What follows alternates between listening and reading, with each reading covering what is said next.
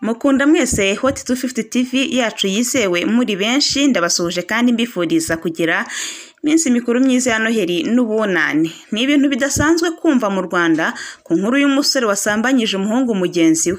Nibyari maze gusa kandi nibimenyerwa mu matwi ya benshi nuko umusore wenda yasambanya cyangwa agafata ku ngufu umukobwa cyangwa umugore. Yewe ni nagake cyane bene iryo hohoterwa ryakorerwaga umugabo kuko wasangaga ryibasiye abagore cyane.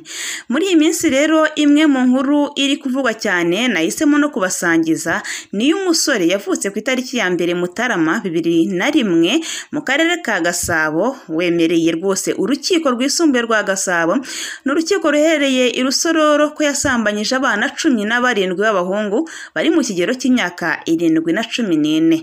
Babyeyi rero muritonde murinde abana banyu kuko iyi ni inkuru y'incamugongo cyangwa se ni inkuru ibabaje ndetse iteye ubwoba y'abana bari gusambanywa cyangwa se guhohoterwa n'abasore. N'urubanza ariko rutigeze ruvugwa mu itangazamakuru cyane kuko rwabunanishijwe mu muhezo mu kurinda umutekano w'abakorewe icyaha dore ko bari n'abana kandi bakiri n'abantu batoya. Gusa ikinyamakuru Igihe cyakoze icukumbura kimenya imiterere y'ikirego uko uyu musore byaje kumenyekana ko yasambanyije abahungu bakiri bato n'ibindi byose bijyanye n'iki kirego. Ku ya 18 Ukuboza nibwo uyu musore yitabye urukiko atangira kuburanishwa mu mizi ku cyaha cyo gusambanya abana. Uyu musore akomoka mu mudugudu wa Juru akagari ka Nyamabuye umurenge wa Gatsata akarere ka Gasabo mu mujyi wa Kigali aregwa kuba mu bihe bitandukanye yaragiye asambanya abana b'abahungu 17 bari mu kigero cy'imyaka hagati y'7 na 14 n'abana bato cyane. Yaburanye yemera icyaha mu iburanishwa ryo ku ya 18 Ukuboza muri uyu mwaka 2020 turi no gusoza yabajijwe niba icyaha cyo gusambanya abana cyemera asubiza ko acyemera koko. Ubushinjacyaha bwasabye urukiko ko urubanza rwaburanishwa mu muhezo kugira ngo hataza kubaho kuvuga amazina y'aba bana cyangwa se amafoto y'abana mu ruhame rwabo kuko nkuko babyemeza rwose ngo ni impamvu z'umutekano w'abakorewe iki cyaha. Uregwa yabajijwe ibyo avuga ku birego by'ubushinjacyaha ntiyajya kuri byinshi asubiza ko ubushinjacyaha bwabisobanuye ari uko byanagenze ko yasambanyije kuko abana b'abahungu abashukishije ibikinisho bikozwe nk'imodoka yakoraga. Yabajijwe aho yagiye ahurira nabo bana avuga ko bajyaga mu rugo iwabo bakurikiye ibyo bikinisho by'imodoka yabakoreraga. Ngo yabahaga ibyo bikinisho abatiza gusa ngo yabemereraga kubitwara ari uko bamaze kujyana nawe mu cyumba akabasambanya. Ntabwo byoroshye ngo yabanzaga gusambanya buri umwe hanyuma akamuhereza igikinisho gusa ngo ntibasubiraga yo na rimwe cyangwa se asanga nyine bagiye gutyo. Yabajije uko yahuraga nabo bana niba koko yarabahamagaraga cyangwa se niba barizanaga. Yasubije ati hoya umwe yabwiraga undi ko iwanjye mfite imodoka nawe akaza. Yabajijwe niba koko abana bose uko 17 ariko yagiye basambanya arasubiza ati yego ariko ntabwo bazaga buri munsi. Yabajije icyo avuga kuri raporo ya muganga yerekana ko abana bahungabanye kubera ibyo yabakoreraga asubiza ko ntacyo ayivuga ati ahubwo icyo nakongeraho nuko icyaha nyemera nkanagisabira imbabazi.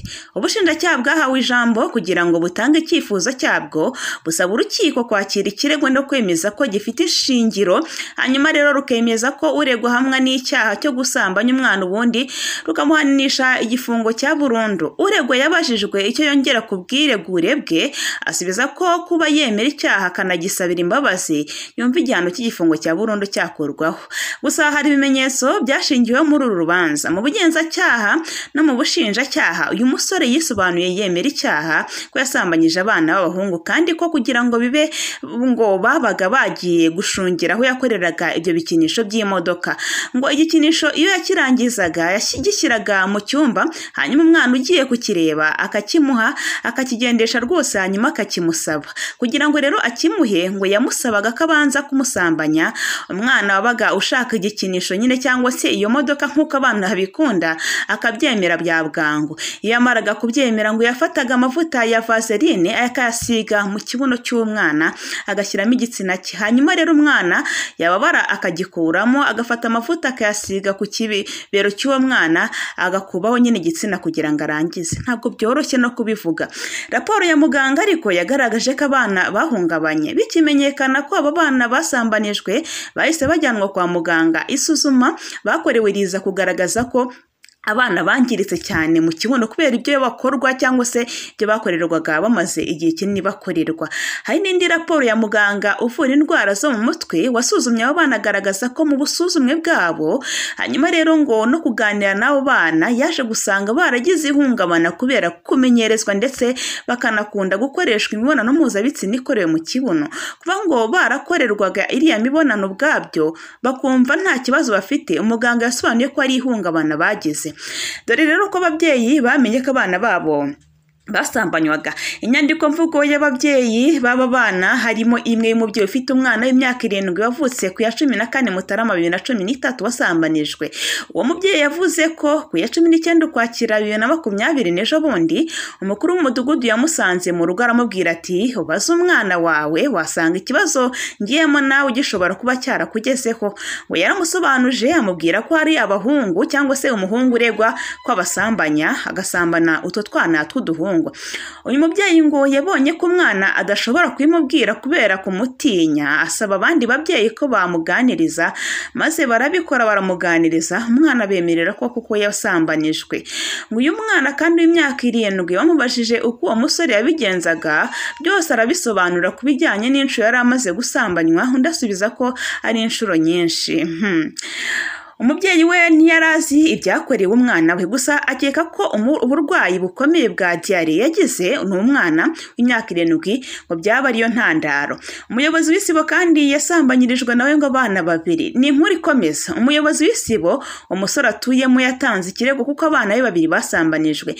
Umwe muri bo yari afite imyaka 7. Yageze mu bugenzacyaha bazwa impamvu imuteye kwiyambaza ubugenzacyaha, asubiza ko agiye kurega umusore wasambanyije abana be b'abahungu kugira ngo abimenye nawe ngo yabyumvanye abandi bantu bamubwiye ko yajya kuganiriza abana be akumva niba nta kibazo bahuye nacyo. Ageze mu rugo ngo yarabakubise bamubwira ukuri kw'ibyabaye byose. Yabajije igihe abana basambanyirijwe maze asubiza ko hashize imyaka 4 kuko yabimenye atinze cyane. Uko byamenyekanye rero, kugira ngo ibi bimenyekane, uyu musore yasambanyaga abana bato byaturutse kuri umwe muri bo. Muri uwo mwana yamusabye imodoka nyine y'ikinisho arangije ntiyayimuha, hanyuma akazajya agenda abwira abantu ko hari ibikorwa bakorerwa n'uwo musore.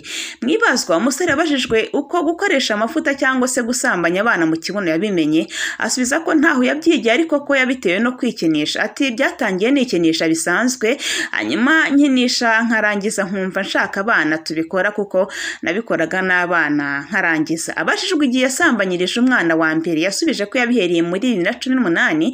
Ati hari mu gitondo hanyuma ndikinisha mbona ndasohoye, hanyuma hashira iminsi ntarongera nkajya nikinisha bisanzwe nta mwana uragira mu rugo. Yabajijwe niba yibuka abana yasambanyije asubiza ati ni benshi sinibuka amazina yabo ariko bose twarabikoze. Yabajijwe abo yibuka arondora amazina y'abana bagera ku 10. Ngo ari n'umwe muri abo bana wavuze ko yamwimye iyo modoka akajya agenda avuga ko hari ibintu yamukoreye. Bamubajije ibyo ari byo avuga ko yamufashe ku ngufu. Iryo joro nibwo abayobozi bagiye kumureba bamujyana mu mudugudu asubira uko byagenze.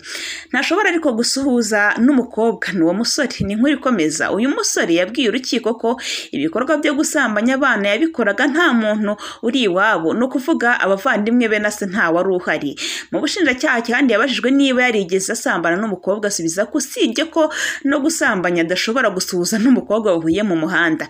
Yabajijwe uko yiyumva mu mubiri we maze asubiza ati nta kibazo na kimwe mfite uretse ko numva mba nshaka gusambanya abahungu gusa. Yavuze ko atarasambanya umuhungu mukuru ahubwo ko buri gihe ahuraga n'abana bato. Gusa yavuze ko yari asanzwe azi neza ko gusambanya abana ari icyaha ndetse ko yari yarafashe ingamba zo kubireka. Ngayo nguko ntabwo byoroshye rero mu Rwanda, urumva ko harimo abantu bateye ubwoba. Ndabashimiye, dusubire mu bindi biganiro. Nitwa Isabelle Dusengimana. Umunsi mwiza.